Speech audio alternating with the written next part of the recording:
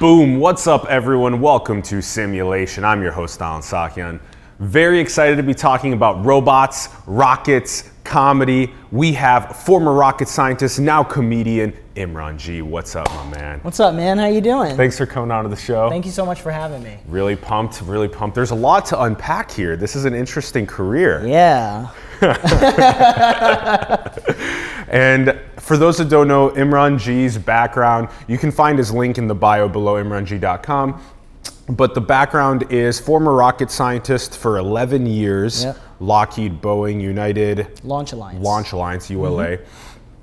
And now stand-up comedian, writer, host, Bad Asians show, podcast, also open for epic people like Robin Williams, Amy Schumer, etc. So let's jump into things on a big history perspective. Cool, man. We always like to start this way. So, all right, humans find themselves after a long period of evolution as stewards of Earth. Okay. What is your current synthesis of the state of humanity? Oh my God, those are so many words that I don't understand in a row. Okay, let me unpack this. What is the synthesis to where we are currently? That's what you want to know. All right. I think we're in a state of disarray right now. I feel like there's a lot of different ideals that are kind of like bubbling up and then coming up at a pass. So I think it's a very interesting time to live in. I also think it is kind of scary depending on what side you're on. Do I think this is the end? Absolutely not. But I do think that humanity as a whole needs to start coming together. Otherwise, we're going to be screwed in a really large way. Am I allowed to cuss on here? Absolutely. Okay, yeah, we're going to be fucked if we don't start doing shit about what's going on, and that's how I currently feel. What is specifically the malevolence that is causing the fucking, and then what is the shit that we have to do in order to solve it? All right, I think we need to really tone down our fossil fuel usage, because I do believe it is having an effect on the environment, based off of the discussion that we were having earlier, where it is cold as shit in San Francisco right now. You've been here for how long? 7 years? 7 years, and yeah, it hasn't been 40 degrees before yet. Ever. Yeah. And I know there are people probably watching this like 40 is shorts weather. Yeah. Not to us. Not to us.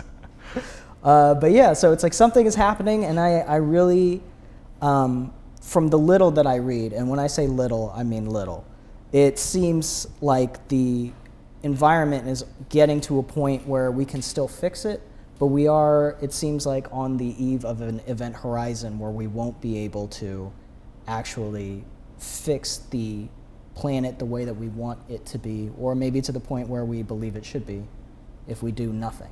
So we should cut down our fossil fuels, probably stop eating as much meat if we can, just try to make our footprint smaller in every way possible, which is asking a lot from people, because it means being mildly inconvenienced, which is the whole battle, I think. Yeah, that's a pretty good point, is that it's as we decrease our footprint, we kind of decrease our degrees of freedom a little bit, technically for now, because once we have access to ubiquitous solar energy and ubiquitous clean meat, which can be grown in bioreactors and whatnot, then there's not really the footprint decreases and the degrees of freedom stay the same, which is interesting. But the thing you brought up was inconveniencing people, because you got to actually realize that, oh, I probably should just drink water in a glass cup and wash it instead of use plastic water bottles. These are kind of quite simple. Yeah, it's like you should just have the foresight to have a glass with you where you work, as opposed to like a smart water bottle that you need to. I mean, if you have a water bottle that you can refill, it's fine. But anything that's like a plastic cup, or like when you go out to eat and you just take a cup and then throw that away. Or the main thing is, I was thinking in particular about straws, because I've been using these paper straws recently, and they suck. They're not as good of a straw as the plastic ones, but I am willing to make that sacrifice because I know it's better for the environment. Interesting. So a lot of this is about inconveniencing ourselves in the short term, all of us, 7.8 billion, so that we can prosper in the long term more effectively and also innovate the solutions that we need. Now, what would that was, one of the solutions that, you're providing a couple of these. Give us another potential thing that we're doing that you think that we should be solving right now? I'm trying to think. I'm thinking about the way we have cities built are terrible. I think that they're all built for cars. And seeing how San Francisco has changed within the last couple of years, it seems that we will have to make changes, but a lot of people want to transport around on scooters, on something that they could, again, it's a disposable mentality. It's like, I need this when I need it, and then I don't need it anymore. So I want to put it somewhere and then go somewhere else. Just coming over for this thing, I spent 30 minutes looking for parking in this area, and it's like, if there was a future where a city was built around not having to get a car to come in to find parking for all that, it's like I just needed to get to a central station and then move around that way. Yeah. It would be a lot easier. People want to walk. People want to be outside. It's just that the way we build cities, it's not built that way. Yeah, that's a good point about the structure of metropolises. The percentages of humans that are living in metropolises is just going up and up and up over time. And the way that we've designed these cities, this seems as though they have 1900 style design for a 2000s style living, right. And so we've got to really take in like a 2100 style design into a 2000 style living. That would be ideal. So, like you described, these central transit points. Some Asian countries have a strong way of viewing things this way, and and also you bring up the income, like you're riding one of those scooters or bikes, these ride share, these bike share or scooter shares, and then you drop it off when you're done using it, and then the next person comes and picks it up in that area, etc. These are good systems for shared economy, and then we just got to figure out the effectiveness of how to incorporate this. And we have to again realize that if you want to have these sort of benefits, you are going to be inconvenienced in some way, which means that if you're on a scooter, put it back. You know what I mean? It's just, I think about when I walk down the street and I see people like essentially just littering with these scooters. It's like, if you were a little bit better about this, then this wouldn't be a problem. Like, can you please, I think about it the same way I look at carts in a parking lot. It's like, most people will take the cart and put it in that section that is meant for carts. Yeah. But there will always be a couple assholes who don't. And if that becomes the general behavior, that's when we get in trouble. That's when you get in trouble. Yeah. Similarly with just garbage, go to the garbage can instead of just littering on inconvenience yourself a little bit for the betterment of humanity. That's good. That's really good. Yeah. So it's about these slight inconveniences. I like this perspective, a slight inconvenience on myself. Like even just holding on to your own batteries, etc. Just hold on to them. Don't throw them in the trash. Just hold on to them, and then when you go with a big load off to a battery recycling station, that's a good way to do it. All right, let's transition. So this has a lot. The things that we're talking about with bringing some of these 2100s principles into 2000, this has a lot to do with robots and rockets and stuff. And so you did Masters in Aerospace Engineering. Yes, I did. And then that's fun. That's really fun. How did you figure out as a kid that you wanted to do that as well as play with comedy along the way? Oh, man. My dad used to work for Martin Marietta, which is now Lockheed Martin. And he got sent to Cape Canaveral for a launch. And so when I was 8, I saw a launch firsthand, and it was like a most amazing experience I had ever seen. It was just the fact that you saw something sit there, and then next thing you knew, like within 5 minutes, it was in space. It blew my mind as a child. And so I immediately was like, I want to be an astronaut. And that's kind of the path that I had taken. I'd gotten a master's degree in aerospace engineering. I wanted to get a couple of years of real world experience before I went and got my doctorate. But then the space shuttle program came to an end. And so I was just kind of like, okay, what do I do now? I was like, I can continue being an engineer, but it's just going to be more of the same, whereas I wanted to try something different. And I realized I always wanted to do stand-up, and so that's how I started. So thanks, Obama. That is such a cool experience when you're 8, you said, and you get to see the rocket in 5 minutes be up in space. That's super exciting. The thousands of humans that were involved in that process and making that happen. So then you got excited about becoming an astronaut, and then you did aerospace engineering. And then when was it that you were like, I'm not gonna become an astronaut, I'm not gonna do a PhD? It was probably my second year into work. So if you want to get a doctorate or a higher degree, I would say just keep going till you get it, because once you start getting paid like a non student, it's really hard to go back. It's really hard to go back, where it's just like, oh, I have to think about what I eat now, and I'm like, do I really want to do this if I can't be an astronaut, at this point? And that's when I was like, I don't want to go ahead with this. This is all I need to achieve in this route. Now, as you're working in industry and you're picking up these skills, ULA and Lockheed and Boeing, what are you learning as you're there? Because this is satellites, this is missiles, this is all different types of aerospace engineering projects. Right. Yeah. So I worked on a couple different programs. I did work on missiles for a very short time, but usually satellites and rockets were mostly what I worked on. A lot of it is just optimization, or it's integrating new technologies into what we currently have. So a lot of times when we send a satellite into space, it takes months on end, for us to actually get it up there. And so a lot of times the way that technology jumps, by the time we have hardware up there, it's not the latest and greatest. It's crazy. And to be honest, it's never the latest and greatest, because we need, especially if you work on the military side, you need proven technology. You need a certain level of safety that just you won't have on cutting edge stuff. And so it's always a generation behind. Dang, you're making the satellite that is that just went up, the Transiting Exoplanet Survey satellite, let's say TESS.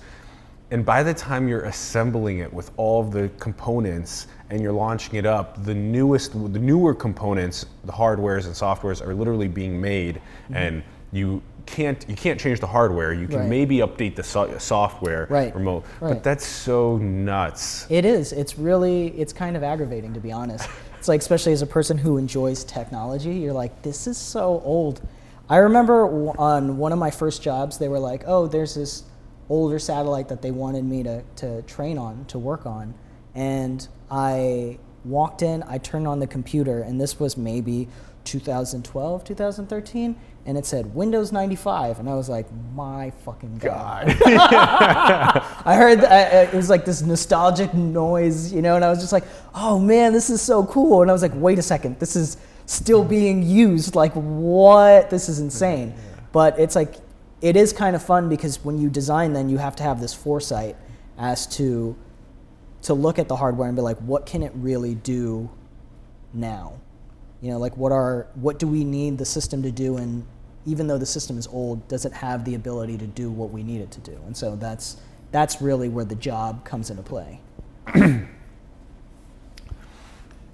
Very often, I think, we forget that a lot of the money that we spend for things like DARPA actually goes to the things that we have in our pockets every single day. Absolutely. This is something interesting. I think a lot of people are very myopic in their views, and they don't see the long picture, which is that these things, so many of the components in here were actually made by these large governmental budgets and organizations that were able to fund the scientists and engineers that put together the pieces that made Apple and Android and Huawei and all these technologies around the world so epic. Absolutely. The GPS satellites are free to use for everybody. And the government keeps putting new ones out and updating them. I'm sure they might be getting money on the back end. I'm not entirely sure. All I know is that they were originally for the United States government. Yeah. And that we just get to use on our phones, and grateful for it, but also wondering what else is on there, you know? Yeah, that's right. Yeah. That's right. A high level of skepticism with actual like trust-based communication, but also a high amount of gratitude as well that the technologies were made by so many people and our taxpayer dollars that was able to provide us with this instant ability to find directions and to do all this other work. Okay, how about we touch on kind of like, you know, as we get into comedy, I want to do one more point on some of the nuance here with rocket engineering. The space economy is a very exciting transition that we're heading to.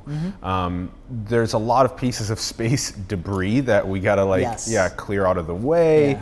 I believe it's only several thousand satellites are operational out of like almost 10,000 old ones. I've heard something like that as well. There's a lot of debris now that's up there. And so we got to clear some of that out to make the space economy viable. We have Virgin Galactic and SpaceX and a bunch of these other organizations, even Boeing wants to go up and et cetera. They want to go up and create the tourism, space tourism, so you can go up and enjoy, which is good because then you can maybe gain an overview effect perspective of Earth, and you can open your love and compassion out to more humans that way, et cetera.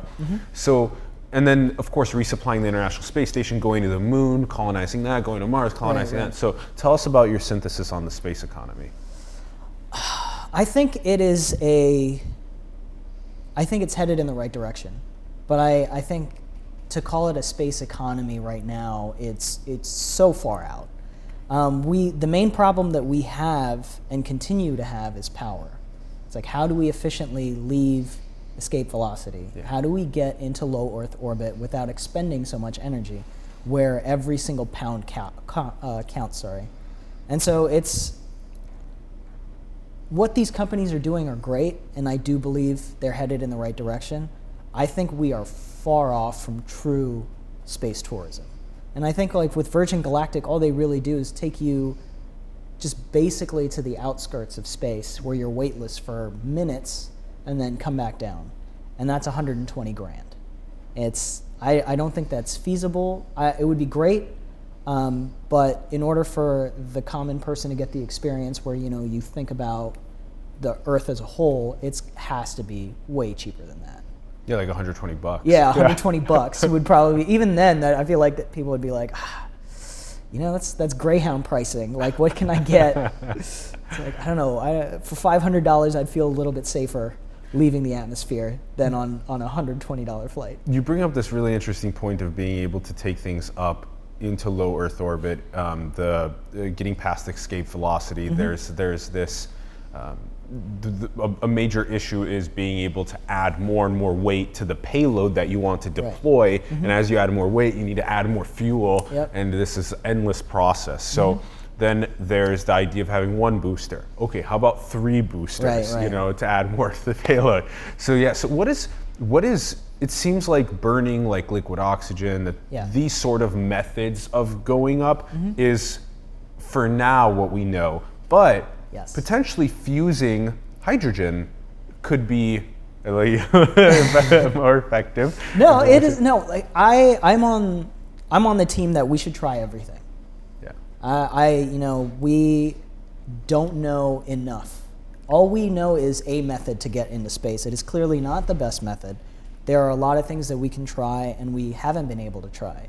And I think, and I know you're going to set off from this, but I think like if we do have engines that need constant monitoring, if we do develop AIs for it, you know, it'll take a lot of the guesswork and the math out of it if something is constantly monitoring it. Great point, yeah. And so I think I see the technologies, they're not at a point where they can be integrated, but I think it will happen during our lifetime. I love that point. So eventually we need to have algorithms that are constantly monitoring the dynamic state of the space systems to move the variables around and tweak them as things are maybe coming a little out of alignment, that they can dynamically adjust and fix rather than needing humans to be watching this and trying to do it. That's very interesting, and then that could definitely blow the space economy. Right. It's like the second that you take it out of a person's hands, it's just you flip an on switch, and then next thing you know, everything else is taken care of. The faster that happens, the easier we can focus on everything else. Yeah. You know what I mean? And Exactly. but that is the key piece. The second that it's easy to get out of Earth, then all of these possibilities open up. But until that process is made smoother and more cost effective and a lot easier in every single way, we're always going to keep having these problems. Huge point. I like that. All right, let's do our transition more into the comedy side of things. Okay. So, all right. So, what have you found to be some of these? So many ways to do comedy, and there's so many ways that people get excited. Some people love like hundreds of people in the audience erupting in laughter and them just going, "Oh my God, I got to keep doing this." Yeah. Some people love being able to form some sort of an artistic story arc in their mind, and then teach that to other people, and then have the setup, the punchline, all this stuff. So yeah, where do you fit into that? I have started getting much longer sets, so I have been lucky to be able to experiment more with storytelling. And to me, that's the most fun, because yes, you can do stand-up punch or setup punch, where you put a setup and then you have a punchline, set up a punchline, and you'll get more laughs per minute that way. But I find LPM. LPM. There are people, there are comedians out there who will sit there and take measurements and data, trying to figure out how to increase, because a lot of people, I remember somebody telling me a long time ago where it's like you want to average somewhere around 8 laughs per minute. And I was like, how did you come up with that number? Like, whose data is this? Like, what? And they were just like, I just heard it was 8. And I was like, that's dumb. All right. Just take your own audio recordings afterward and measure just like the 1, 2, measure 3, the laughs. 4, 5. It's like, I need more. It's a lull. But to me, that's just, it's more structure. And I think that if you're starting that way, it's fine. But after doing it for a while, you want to play with the structure itself. And so to me, what I've learned is within reason, if you stop going for laughs per minute, but try to explain a viewpoint and then say your punchline, it will erupt much harder than it would be if you had gotten single level laughs all the way through. And honestly, if that's usually what people remember anyway, the big jokes that way. Give me a way that you would set up your story. Like, how do you get your material for your stories? Sure. And then how do you set them up properly? And then how do you get to that bigger punchline?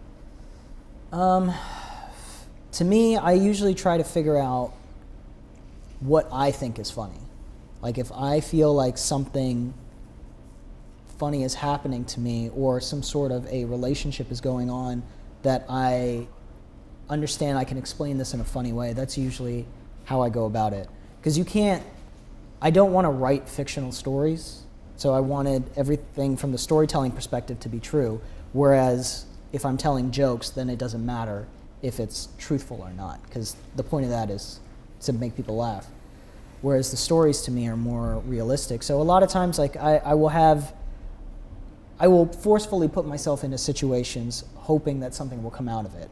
I'm not trying to start fights at a bar, but it's just like I make a conscious effort to be like, I have to go outside and I have to do something in order to see if, something happens.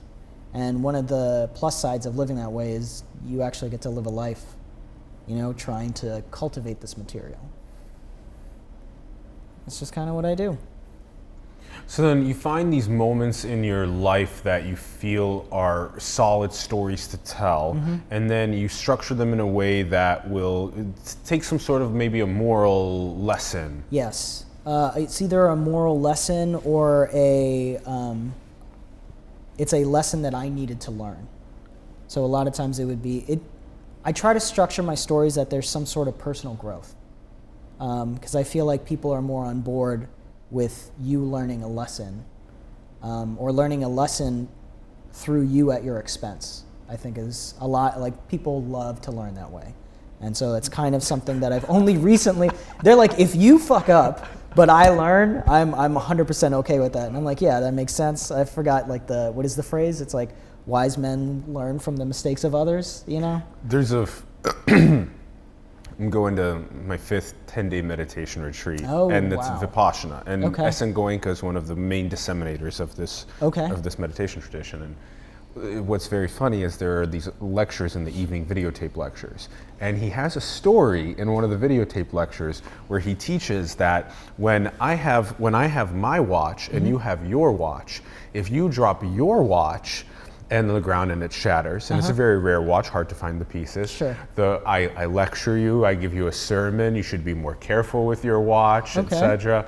But if my watch falls, I cry, my watch, oh my God, my watch. Yeah. And so it's these attachments to these things, and it's these, like you said, there's these powerful moral lessons that we can teach other people and have them prevent potentially making mistakes, especially really important to adults and kids as we enter into more of a crazier exponential technology age. We can teach kids these robot-proof skill sets, social emotional intelligence and stuff like that. So what have been some of the cool moral lessons that you like teaching about? Let's see. Some of it is race. A lot of it is just understanding different viewpoints. It would be usually either religion related or, like I said, race related is a big one. But what I'm trying to tell people is you can be different, and that's fine, but we need to find a middle ground. Like we're all human. Yeah, it's just, for some reason I feel like whenever I watch TV, people just think in extremes now. Yeah. Like there's no middle ground for anything, and that if I disagree with you, I am against everything of what makes you you. You know what I mean? It's like all of a sudden, if I disagree with you, a lot of people have interpreted that like that person has a problem with me. And the answer is no, I just think something else on maybe this one thing. Take it personally, and then there's dehumanization that occurs. Absolutely. That's been the biggest part. It's like somehow with the evolution of the internet, we've made tribal mentality so extreme right now where there's too many tribes. And everybody has a voice, and nobody wants to be. It just reminds me of like India before, like way back when, where it's like there's just all these small little tribes everywhere, and that if everybody just kind of put their differences aside and come together, it's like you could form one large, country, or the United States. We had our different states. Or a planet. That would be a threat to whoever the fuck's in charge of the division. I wish we would get attacked by aliens, because that is the only way that people would be like, you know what, fine, I don't care about this at all. Now you're talking false flag stuff. If we get attacked by aliens, it has to be the real alien and not the reverse engineering that the governments have done to frighten us into coming together to be enslaved for this false alien. I agree with that. But also, if there was a government program that went wrong and people thought it was an alien, and then we banded together and then found out it wasn't, I would be okay with that too. Yeah. It shouldn't require us to discover another species outside of Earth to realize that we are all one tribe. But okay, so we see, like, we started talking a bit on these, some of your moral lessons are around race and religion, which are, again, you're trying to find a common ground of humanity. Yeah. And then on the same end of things, you're simultaneously viewing the way that technology is affecting our discourse. Yep. Yeah, this is really important. Yeah, I'm still trying to work out the kinks. I'm trying to figure out how I could properly express that AI is bad if you think of it in terms of the way we live our lives now. Like, it is totally replacing jobs. But it's not supposed to replace a person. It's supposed to replace the mundane work that we don't want to do. Nobody wants to do their job. People want to work, people want to have a job, but most people's job, it's not a pleasurable experience, I would say 80% of the time. So if we can reduce all that other stuff, where you get to do what you want to do, and then ultimately, and this is a pipe dream right now, where it's like everybody just kind of creates some version of art. And then you get to pick and choose whatever art you want to see. It's just people don't have to be just an accountant anymore. You could be an accountant for a while and a stand-up comic or a playwright, or you could do multiple things. It's just that if a lot of your needs are already met and being done by something else, that shouldn't be threatening to you. It should be enlightening because it gives you more time to do whatever it is that you really want. And that could even be nothing. You could just watch Netflix and eat other people's art. Mm-hmm. Yeah, if that's what you want to do. Want to consume other people's art and have that make some sort of an image in your mind versus maybe create it. Yeah. Sure. Yeah, I've realized to really slow down a lot on judgment and stuff. When Sure.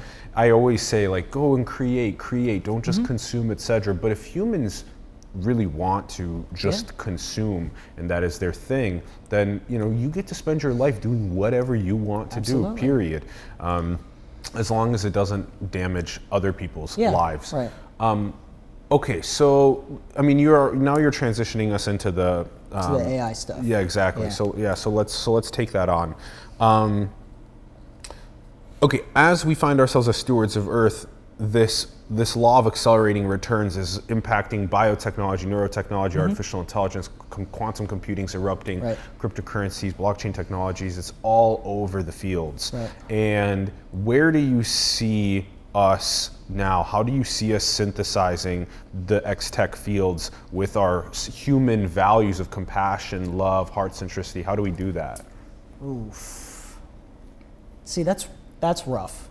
And I think the more you have to depend on humans, the more it's going to go wrong. Like, I honestly believe this because, and I'm going to explain this. When people have difference in opinion, people cannot, I would love to hope that everybody comes and finds a middle ground, but some people enjoy this. They live to argue. They live, whatever's going on in their life, that's their main motivator and that's their main outlet. So it's hard to try to get all these systems working as they should be because it kind of comes in with this natural, I call like common good law. And it seems that like a lot of times when there is a common good, like let's take these scooters for instance. It's like common good says you'll put them back where you're supposed to or in a place that's out of the way. But because of this human interaction, they just throw it literally right in front of the store and then walk right in. And it's like, how do you appeal to these people? How do you teach them what is common good?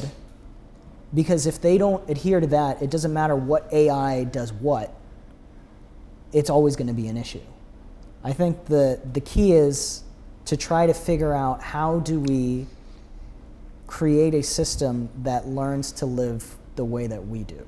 Like it has to adapt to us as opposed to us adapting. But we're not doing very good. We're not really setting a good example. I agree with that, and I think that's where the actual problem is. It's like how do you teach people to be better? Let's see if we can tackle this from two ways. Sure. One of the ways to tackle it is this developing our own ethics, our own morals, our own value systems as humans, Sure. and building those up and up over time. And then that will be more reflected in the way we build our technology and our communication systems. Right. And so then that'll build out.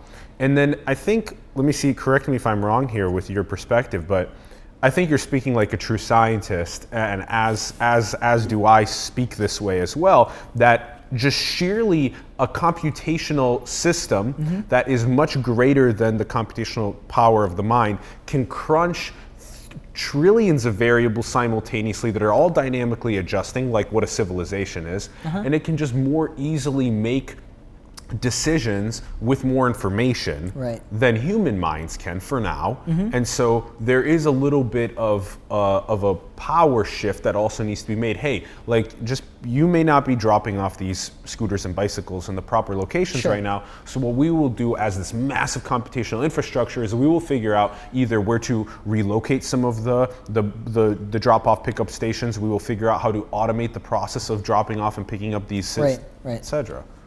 Absolutely. But going back to your first point, how do you teach ethics on a global scale? Every country is different. Every person is different. Everybody has a different mix of cultural background, upbringing, what race you are, what sex you are. It doesn't matter. Everything is different. How do you teach ethics that everybody is on board with, and who gets to make those decisions? Is it something that's governmentally mandated? Is it something that we need to do as a collective through a new religion, as to speak? What are your thoughts? Yeah, that's a really good question. And I'm glad you brought that up. Nassim Nicholas Taleb talks a lot about scaling ethics. Okay. Because, for example, in your family, Sure. you're actually quite socialist. Like you're very open to giving your family money. They're very open to giving you money, etc. as you need. In your community, you're a little bit more like democratic. You're like, you will help, they will help, etc. Yeah, etc. And then once you get to like the global level, it's much harder to scale your ethics to. You're a little bit more conservative. You're like, hey, before you come into our community, can we at least learn about your history? Because if you are a rapist, if you are an aggressive assaulter, we can't have you coming into our community. And so then there's these protocols that have to be in place about building trust, about governance and things like that. And then, so that's the scaling of ethics. So then the question becomes, how do you get to a socialist style of ethic with everyone across the planet, yet simultaneously incentivizing innovation, art, entrepreneurship, so there's still the baseline raises up so that the rich continue to get richer while the poor continue to get richer really fast, and you kind of close this gap, but everyone keeps moving up over time. So that's kind of the question, is how do we figure that out? And I think one of the best ways to do that, we touched this, is the sense of love and compassion and gratitude and building that out, because the more that we dose up on that, especially from this grassroots level as well as this top-down level, they can meet in the middle. But it's hard to teach that. There's a bunch of different ways to get up this mountain of awakening or enlightenment. One of the ways is meditation. One of the ways is psychedelics. One of the ways is just compassionate practices of love and gratitude, volunteering, etc. So we got to figure out what's our best way as each individual to go up that. And what are we going to do with the current ruling class that likes having sex with children? Like if they want to normalize that, which I would lean a little more towards, it's not in our best interest for children to be taught sexual activity by grown adults. Yeah, that one is a valid thing. That one is there's a couple. We don't deny that. First of all, can we all agree that it's possible that there is a ruling class among us that has a strong pedophilia file? I mean, we can say it's conspiracy theory, or we can just, not easily dismiss it and understand that it could be possible, and there could be, crazy ass. We don't even need to say it's a conspiracy cults. theory because it's already happening in the Catholic Church in some ways. And so that's true. All right, so just to as we talk about that, there are some ways of fixing certain mental health issues with transcranial magnetic stimulation. There's other ways of fixing with brain-computer interfaces. There's all different types of ways to tweak and edit certain ways of behaving that are malevolent, which are being explored and will continue being explored in the next couple of decades. What would you, as we talk about this, as we talk about these ethics evolving across the planet from both sides of the equation, from high SES, low SES, etc., what would be your ideal civilizational design? How could things be designed where you would see a maximization of flourishing? I don't have a definitive answer to that, but I will tell you this. I went to Japan 6 months ago, and I went to Nagoya for the first time. I don't know, have you been to Nagoya at all? No. So it was a city that was 100% destroyed in the war. And so Japan built it from the ground up. And so I found it very interesting because it meant that it was built, I don't know what year it was built, but I'm going to guess. No, it was way after that because it's... Oh, Nagoya in Japan. Not post World War II. No. But not post World War II. I think it might have been No, it was destroyed because they built the airplanes there. But I don't think we hit it with the nuclear bomb. Yeah, it wasn't near Hiroshima or Nagasaki. No. But it was still destroyed sometime in the later 1900s. Yes. Okay, and then they built it from the ground up. So they built it from the ground up. Nagoya. So it was very interesting because what they have is a subterranean network of subway systems. And the subway itself, it has like a whole mall underneath the whole city. And so what it does is there are lanes for cars upstairs, like on the road, but most of the city is built around bikes and walking. And because a large percent of what happens is underground, the weather doesn't matter at all. So it's like even on days where it was pouring, there was like a healthy, lively city. And you could easily get from one point of the city to another because everything was run underground and it was kind of enclosed. It was a little bit claustrophobic, but it was such a great utilization of space. And to me, since the city was built when was the city built?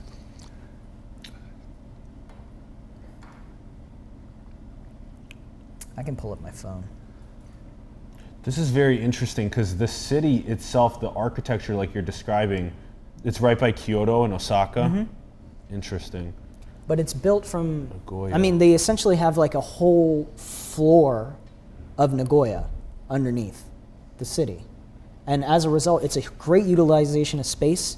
It's small shops that I heard that the rent is not super expensive. So it facilitates a lot of locally owned kind of farmers areas. It's a really well thought out system where it's like once you get in, you can find anything that you need underground, regardless of what the weather is. Underground. Interesting. And it's a system that, the transit system is one of the best that I've ever seen. I was just looking at this and I was like, this is what happens when you refuse to build on top of a city and just start from scratch. Yeah. Yep. And it's just, if you guys ever get the chance, just travel around. It's so easy to get around everywhere there, and it's so clean. That's huge. The cleanliness, the easiness to get around. It says 1956. Designated a city then, World War II and later. 1942, it was flooded in 1959, was flooded by a typhoon. That's why I wanted to say it was built in the later half of the 1900s, the latter half. Mm-hmm. And so as a result, there's a lot of things going on there, and it's just really well organized. I didn't see a lot of traffic. The subway systems got a little full around 5 o'clock when everybody got off of work, but that's to be expected. But other than that, it was just smooth sailing everywhere. People have been saying that about Japan for a long time, about just the way that their design and engineering is just so cutting edge. Yeah. Like this is their... Yeah, that's their systems that we were on. It's also extremely interesting to think about city design like you're talking about, how to maximize, like it's cold. Nagoya in Japan can get cold, and so to put things underground is potentially more effective for those like 6 months of colder temperatures. And also then just if you look at this, when you look here, when you look at Nagoya, look at this transit station, look at all these, and this is in the outer spoke of the sphere. Absolutely. You know, it's made like a wheel, and it's having spokes for transit, and it's just like you can get along, you can get anywhere, and it's not that hard. It's really not that bad. And now with Google Maps, it's like I don't even have to speak the language. It's like the maps will just show me where to go. And it's, again, one of those things where it's like, once the system is built, you know, it's easier to utilize. I think it's like San Francisco. It's like the city burned, we built on top of that, then there was like some sort of earthquake or something, then we built on top of that. And it's like, what would the city look like if we got a chance to build it from zero? Yeah. We're going to get that chance any day now. Now with the INF treaty going to shit and nuclear warheads are back in action. Bring that shit on! Yeah, or, you know, just find some place in, I don't know, Arizona and build it from the ground up and see what it looks like. They're trying to do that with I know Google has tried, but I don't know there's a city called Acrosanti right now. What does that look like? They're taking a little while with it. So here's a town literally in Arizona.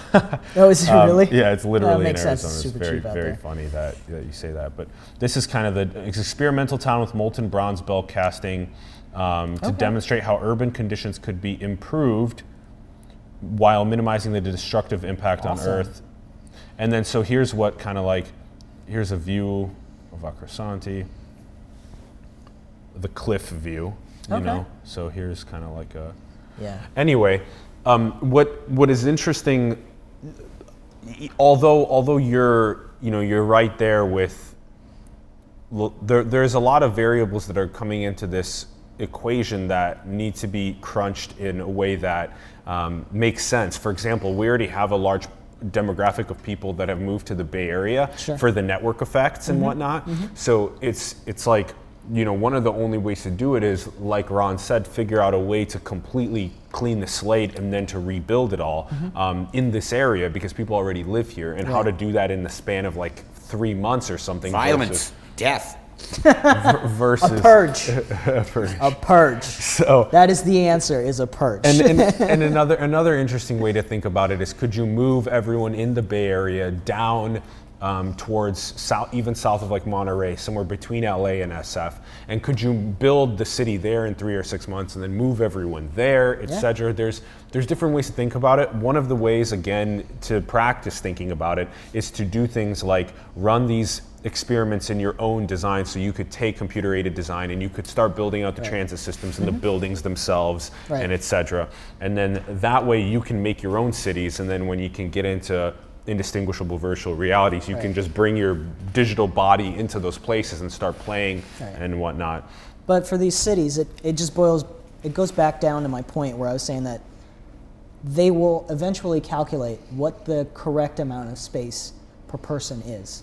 And no matter, it's probably going to be less than what you think it is. It's like 300 square feet. That's what I'm saying. And are you willing to be inconvenienced for that in order for society to move forward? And I think to me, that's always been a point of it, where it's like, we will be inconvenienced to gain a convenience elsewhere.